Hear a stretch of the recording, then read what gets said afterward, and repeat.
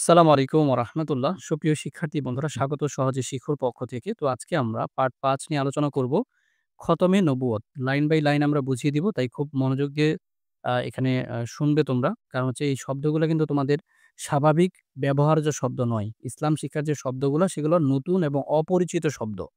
তো অতএব খুব মনোযোগ দাও। দ্বিতীয়ত হচ্ছে আল্লাহ পবিত্র কোরআনে বলছেন যে কি ইন্না দ্বীনা ইনদাল্লাহিল ইসলাম, যে আল্লাহর কাছে মনোনীত জীবন ব্যবস্থা একমাত্র ইসলাম। এবং রাসূল সাল্লাল্লাহু আলাইহি সাল্লাম বলছেন তলাবুল ইলমি ফরিজাতুন আলা কুল্লি মুসলিম, যে প্রত্যেক মুসলমানের জন্য জ্ঞান অর্জন করা, দ্বীনের জ্ঞান অর্জন করা কি ফরজ।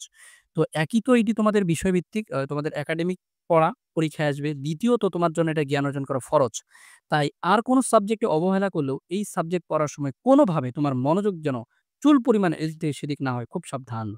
ওকে। খতমে নবুওয়াতি অর্থাৎ খতমে নবুয়ত বাংলায় অর্থাৎ নবুয়তের সমাপ্তি। এই শব্দের অর্থ কি? নবুয়তের সমাপ্তি। তো খতম শব্দের অর্থ হচ্ছে শেষ, সমাপ্ত। আচ্ছা। আর নবুয়ত অর্থ পয়গম্বরী, নবীগণের যে দায়িত্ব সেইটা। অর্থাৎ আর কোন নতুন করে নবী আসবেন না। তো এই যে খতমে নবুয়ত শব্দটা, এটা দ্বারা আসলে কি বুঝায়? তো খতমে নবুয়ত শব্দটার শাব্দিক অর্থ হচ্ছে দায়িত্বের পরিসমাপ্তি বা নবুয়তের পরিসমাপ্তি। কিন্তু মানবজাতির হিদায়াতের জন্য আল্লাহ তাআলা যুগে, যুগে বহু নবী রাসূল সৃষ্টি করে প্রেরণ করেছেন। এই ক্রমধারা শুরু হয় হযরতে আদম আলাইহিস সালাম থেকে এবং হযরত মুহাম্মদ সাল্লাল্লাহু আলাইহি ওয়াসাল্লামের মাধ্যমে এটা শেষ হয়। তো নবুয়ত তথা নবী রাসূল আগমনের যে এই যে ধারাটার যে একটা এন্ডিং, এটাকেই বলা হয় আসলে খতমে নবুয়ত। তাহলে আমাদের পরীক্ষায় আসবে খতমে নবুয়ত কাকে বলে? আমরা বলব যে হযরতে আদম আলাইহিস সালাম থেকে মুহাম্মদ সাল্লাল্লাহু আলাইহি ওয়াসাল্লাম পর্যন্ত নবুয়তের যে ক্রমধারা সেটি শেষ হয়ে যায় মুহাম্মদ সাল্লাল্লাহু আলাইহি ওয়াসাল্লামের মাধ্যমে। আর নবুয়তের এই পরিসমাপ্তিকেই বলা হয় খতমে নবুয়ত। মুখস্থ না করলেও স্যারের এই কথাগুলো গুছিয়ে দেখলেও ১ নাম্বার দিবে। আচ্ছা, প্রিয় শিক্ষার্থীরা, এবারে আমরা যারা যার মাধ্যমে এই ক্রমধারা শেষ হয় তিনি হলেন খাতামুন নাবিয়্যিন বা নবীগণের শেষজন। আর তিনি হলেন হযরতে মুহাম্মদ সাল্লাল্লাহু আলাইহি ওয়াসাল্লাম। আমাদের দেশে একটা ভ্রান্ত ফিরকা আছে যারা মুহাম্মদ সাল্লামকে শেষ নবী মানেন না। বলো তো তারা কারা? কাদিয়ানীরা। তারা গোলাম মোহাম্মদকে তারা নবী মানে। তারা হচ্ছে কি? বিভ্রান্ত এবং পথভ্রষ্ট। তাইলে খতমে নবুয়ত হচ্ছে ইসলামের একটি গুরুত্বপূর্ণ আ ম্যা বিধান এবং খুব গুরুত্বপূর্ণ আকীদার বিষয়। এবং এটা স্বীকৃত যে মোহাম্মদ সাল্লাল্লাহু আলাইহি ওয়াসাল্লাম হচ্ছেন নবুয়তের সর্বশেষ স্তম্ভ। এরপরে আর কোন নবী আসবেন না। আচ্ছা। তো তাৎপর্য কি? আমাদের প্রিয় নবী হযরত মুহাম্মদ সাল্লাল্লাহু আলাইহি ওয়াসাল্লাম সর্বশেষ এবং সর্বশ্রেষ্ঠ রাসূল। আচ্ছা। তিনি হলেন খাতামুন নাবিয়্যিন। তারপর আজ পর্যন্ত কোন নবী আসেননি, আর কিয়ামত পর্যন্ত কেউ আসবে না। আচ্ছা। তার মাধ্যমে নবী রাসূলগণের আগমনের যে ধারা সেটি বন্ধ করে দেওয়া হয়েছে। তো খতমে নবুয়তের উপর বিশ্বাস করা হচ্ছে অপরিহার্য। এতে বিশ্বাস না করলে মানুষ ঈমানদার হতে পারবে না। অর্থাৎ ঈমান যে আনতে হয়, তাহলে ঈমান ভঙ্গকারী বিষয়গুলোর মধ্যে একটা হচ্ছে যদি কেউ মনে করে যে মুহাম্মদ সাল্লাল্লাহু আলাইহি ওয়াসাল্লাম এর পরে আরো নবী আসবে তাহলে সে কি? কাফির। তাহলে সে কাফির। সেদিক থেকে কাদিয়ানীরা কি? কাফির, অস্বীকারী।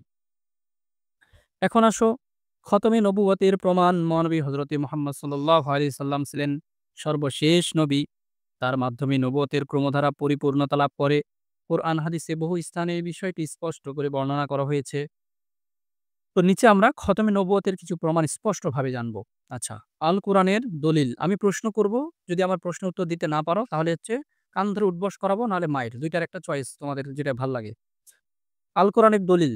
তো পবিত্র কোরআনে আল্লাহ সুবহানাহু ওয়া তাআলা সরাসরি মুহাম্মদ সাল্লাল্লাহু আলাইহি ওয়াসাল্লামকে খাতামুন নাবিয়্যিন বলেছেন। মহান আল্লাহ বলেন, মা কানা মুহাম্মাদুন আবা আহাদিম মির রিজালিকুম ওয়ালাকিন রাসূলুল্লাহি ওয়া খাতামান নাবিয়্যিন। আল্লাহ বলছে যে মুহাম্মদ তোমাদের মধ্যে কোন পুরুষ লোকের পিতা নন। মা কানা মুহাম্মাদুন আবা, মুহাম্মদ তোমাদের কোন পুরুষ লোকের পিতা নন। এরপর বলছে কি? আহাদিম মির রিজালিকুম, কোন লোকের। এরপর কি বলছে যে জাহান হ্যাঁ। রিজাল ওয়ালা ওয়ালাকি রাসূলুল্লাহ, উনি হচ্ছেন আল্লাহর রাসূল।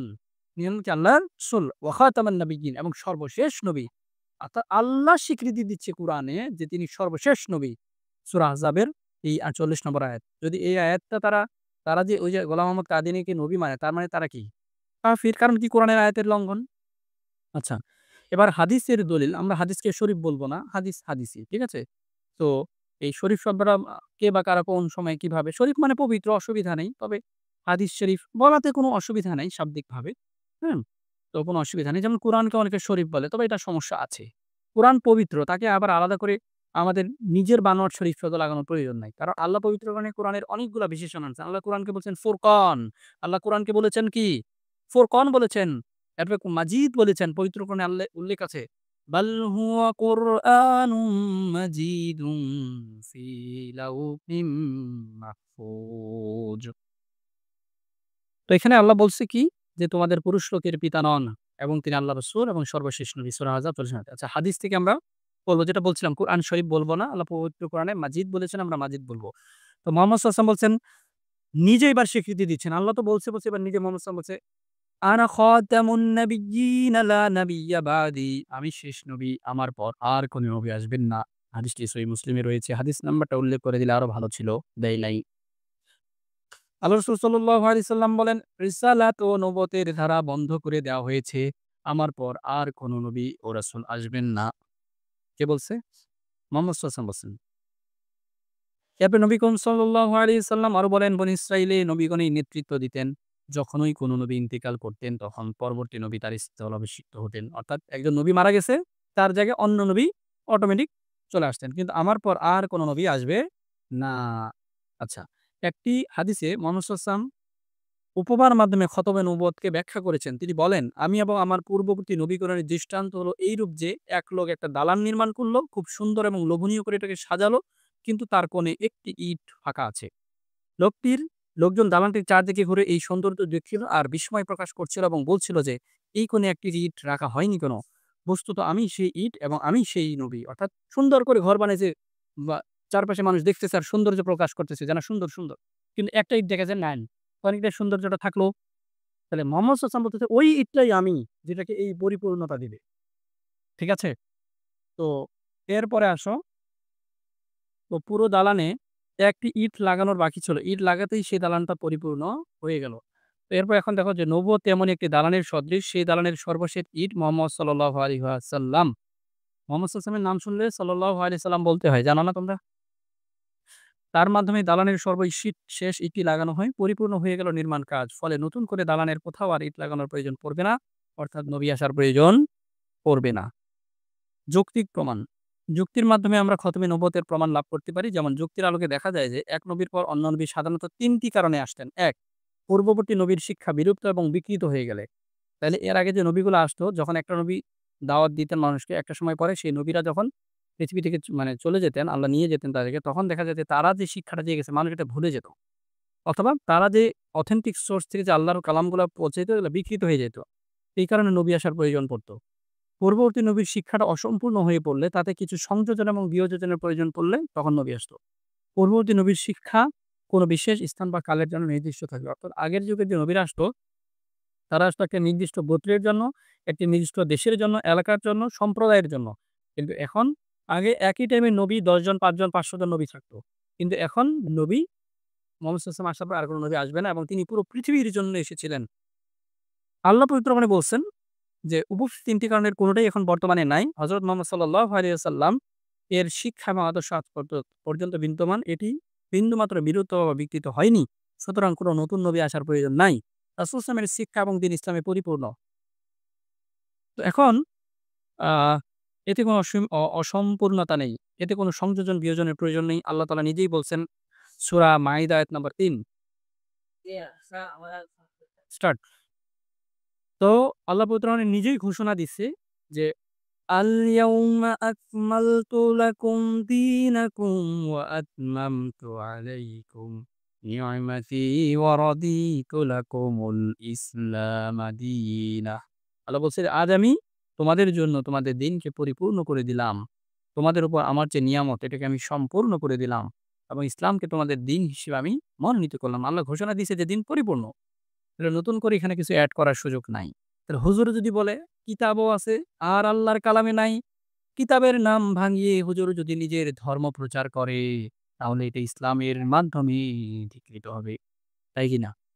অনেক কিছু আছে। চীন দেশের ওদের জ্ঞান অর্জনের জন্য চীন দেশে যাও, এটা নাকি হাদিস। ও আচ্ছা হাদিসে আছে, কিতাবে আছে। তাহলে কি এটা হাদিস? হাদিসে আছে দেশপ্রেম ইমানের অঙ্গ। এগুলা তো ইসলামের কোনো বিধানে নাই। আচ্ছা যাই হোক এগুলো অনেক ভুয়া কথা সমাজে চালু আছে। বলমু ধাপে, ধাপে।